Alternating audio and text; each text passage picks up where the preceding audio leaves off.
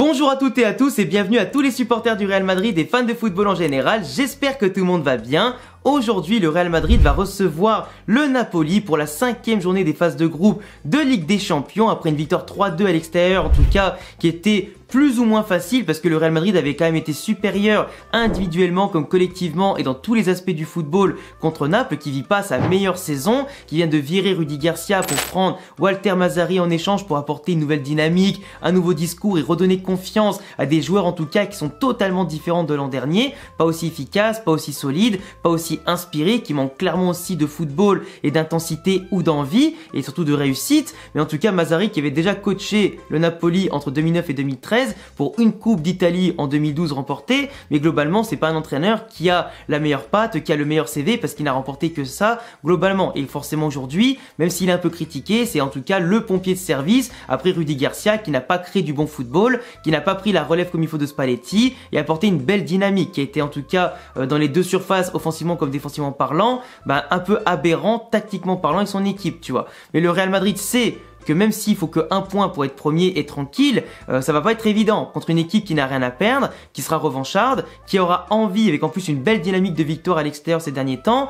envie de, pourquoi pas, déjouer les pronostics pour éviter d'avoir un gros match en jeu à jouer contre Braga pour la 6e journée, qui pourrait leur coûter leur 2e place ensuite suivant les résultats, et pour ne pas être reversé en Europa League. Donc en tout cas, on va décrypter toute l'actualité des deux clubs, leur effectif, leur forme du moment, les stratégies tactiques, etc. On va analyser tout ça comme vous en avez l'habitude dans les avant-matchs. Mais avant ça, cette vidéo est sponsorisée par CyberGhost VPN. Un VPN, c'est un logiciel qui te permet de protéger tes données et de naviguer tranquillement sur internet en évitant les sites malveillants, d'être espionné et surtout d'être piraté. Tu peux te géolocaliser partout dans le monde comme aux États-Unis ou au Japon, ce qui peut par exemple t'aider à pourquoi pas avoir accès à la Formule 1, à la MLS, au championnat d'Arabie Saoudite ou pourquoi pas avoir accès au Disney+ japonais ainsi que le Netflix japonais. En gros, c'est nos limites avec CyberGhost VPN, tu voyages sans bouger de chez toi. En vous géolocalisant dans des pays beaucoup moins cotés que la France, vous pourrez même réserver des hôtels ou encore des billets d'avion beaucoup moins chers, ce qui fait les économies. Surtout que pour tout ça, tu payes seulement 2 € par mois et tu peux connecter ton compte sur 7 appareils différents.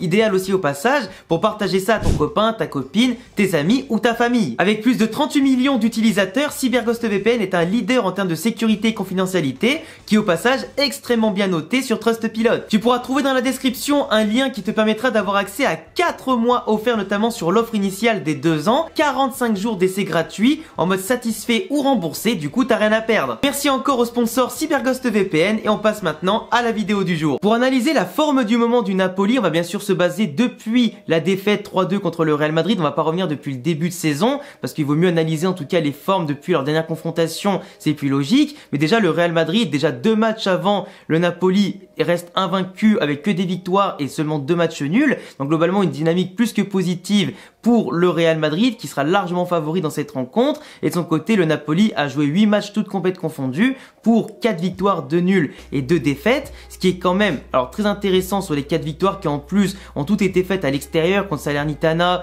Hellas Vérone, Union Berlin et Atalanta le week-end dernier, ce qui montre quand même une bonne régularité à l'extérieur pour montrer ses crocs autant devant le public que contre les grosses équipes ou les petites équipes. Donc le Real devra se méfier à domicile, mais de l'autre côté c'est quand même des nuls, 2-2 contre le Milan AC en perdant de base 2-0, ça montre certes du caractère mais ça montre aussi que tu peux pas gagner forcément contre toutes les grosses équipes, et derrière aussi ils ont fait encore un 1-1 contre l'Union Berlin en Ligue des Champions après les avoir battus déjà péniblement 1-0 sur leur terrain. Mais globalement tu avais aussi 2 défaites contre la Fiorentina à domicile 3-1 et aussi une autre défaite à domicile 1-0 contre Empoli. Donc le Naples qui aujourd'hui, le Napoli qui veut viser les sommets de la Serie A, récupérer son trophée encore une fois, son titre de champion, mais le problème c'est qu'ils n'ont pas la régularité pour déjà ne rester dans la course contre l'Inter et la Juventus qui se décrochent de plus en plus. Et dans les gros matchs, ils n'arrivent pas à passer la seconde pour justement montrer qu'ils sont capables d'être à la hauteur de ces événements. Changement de coach ou pas, comme je vous le disais, Mazzarri de base c'est pas le plus grand coach de tous les temps. Il a eu une petite carrière d'entraîneur qui est quand même sympa, de joueur aussi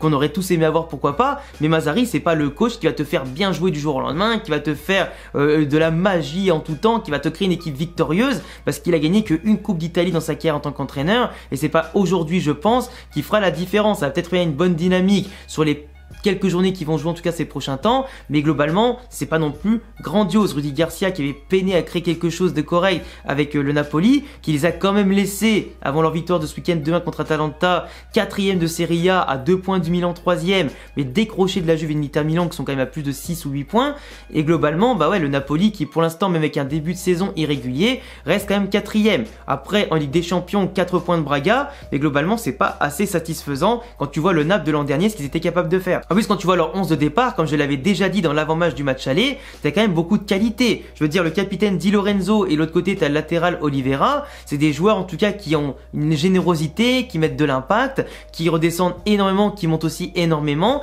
qui ont ces capacités à avoir beaucoup de volume de jeu et de course, qui apportent énormément de débordements, de centres, beaucoup de soutien aussi au milieu de terrain, etc. dans le jeu et pour écarter un maximum le jeu. Et parce que le Napoli est très fort, surtout sur les centres et le danger qu'ils sont capables d'amener dans la surface adverse. On voit souvent sur les screens que je vous montre qu'ils sont capables de mettre 4 à 5 joueurs dans la surface adverse en tout temps pour apporter de la présence sur les ballons aériens, sur les seconds ballons, mettre de la présence pour empêcher l'adversaire de ressortir proprement depuis ses 15-20 derniers mètres ou 25 derniers mètres. Et globalement, avec un milieu de terrain en plus composé de base de Zielinski, de Lobotka, de aussi Anguissa, bah t'as de quoi faire niveau physiquement et surtout techniquement pour faire mal à l'adversaire. Mais contre le Real Madrid qui est au-dessus dans ces deux domaines-là, ils ont été étouffés au match aller. Quelques fulgurances ont été faites qui avaient vite fait mal au Real Madrid, mais qui avaient globalement dominé la rencontre et contrôlé le. Leurs défense centraux, Nathan et aussi Ramani, globalement leur défense qui est souvent en retard au niveau défensif, avec en tout cas les centres qui sont avec des marquages approximatifs, des fois beaucoup trop laxistes avec beaucoup de joueurs laissés au second poteau,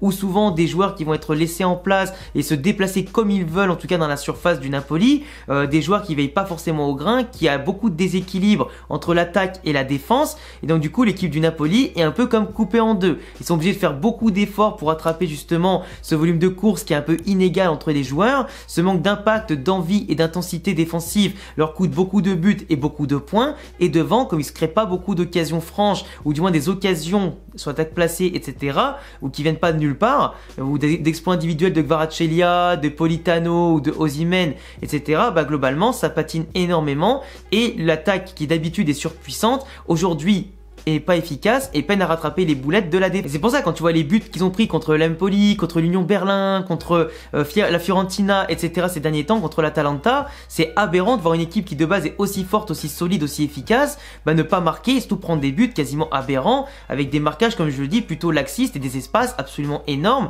laissés derrière. Et nous, les espaces dont on a pu bénéficier au match aller avec Camavinga, avec Bellingham, Vinicius, etc. qui se baladaient, Valverde, tout ça, entre les lignes avec des espaces au milieu de terrain qui était fou, on pouvait porter le ballon pendant 20-30 mètres sans être attaqué ou du moins sans être inquiété. Aujourd'hui, il est clair qu'au Bernabeu, on verra sûrement la même chose. D'ailleurs, le point qui va être intéressant pour le Real Madrid, c'est que justement, il va falloir exploiter avec des transitions très rapides, avec un jeu qui soit fluide, comme on fait en ce moment, avec une, deux touches de balle, des sorties de balle propres, qui proposent un coup dans l'axe, un coup sur les côtés, avec beaucoup de mouvements, etc. Des joueurs inspirés aussi pour les frappes de loin, pour les gestes en tout cas,